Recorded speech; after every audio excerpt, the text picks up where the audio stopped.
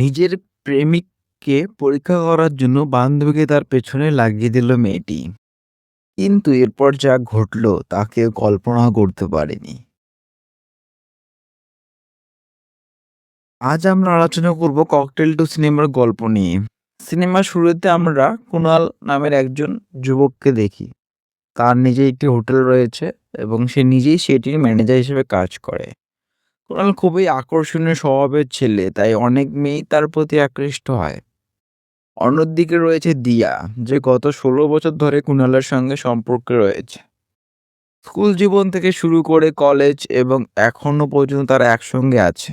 যদিও তারা বিয়ে করেনি, তবুও তার স্বামী স্ত্রীর মতোই জীবন কাটাচ্ছে। দুজনেই বিয়েতে খুব একটা বিশ্বাস করে না। তাদের মতে সমাজের জন্য কাগজে কলমে বিয়ে না করলেও ভালোবাসা এবং দায়িত্ববোধই আসল সম্পর্ক।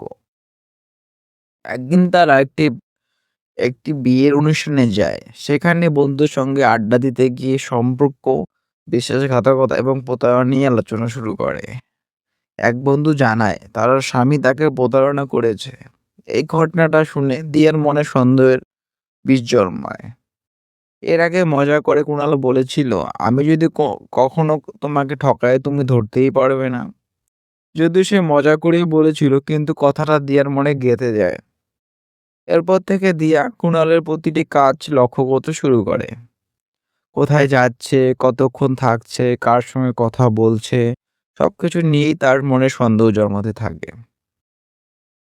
ইন্টারনেটে সম্পর্ক নিয়ে বিভিন্ন নেতিবাচক আর্টিকেল পড়ে সে আরো অস্থির হয়ে ওঠে।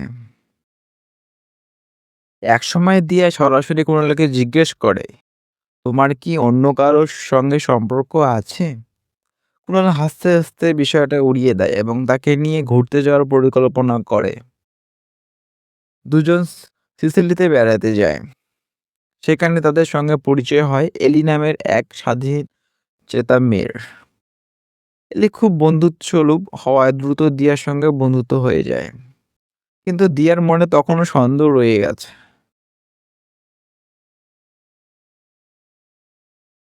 তাই সে এলিকে একটু অদ্ভুত অনুরোধ করে।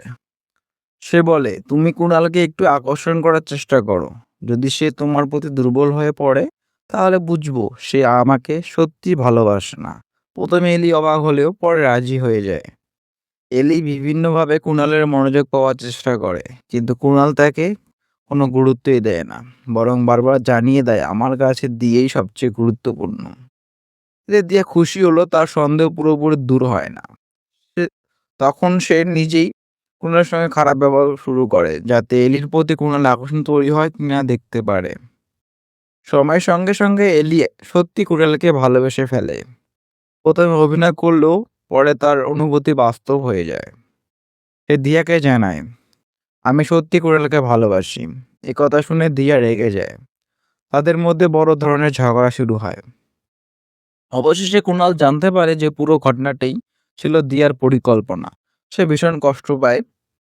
তার মনে হয় ১৬ বছরের সম্পর্ক যদি বিশ্বাস না থাকে, তাহলে সেই সম্পর্কের মূল্য কি? কিছু সময় একা থাকার পর কুণাল দুজনকে ডেকে নিজের মনের কথা বলে।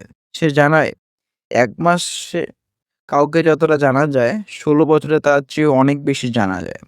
সে আরো বলে, সম্পর্ক শুধু ছোটখাটো পছন্দ অপছন্দ মনে রাখার নাম নয়।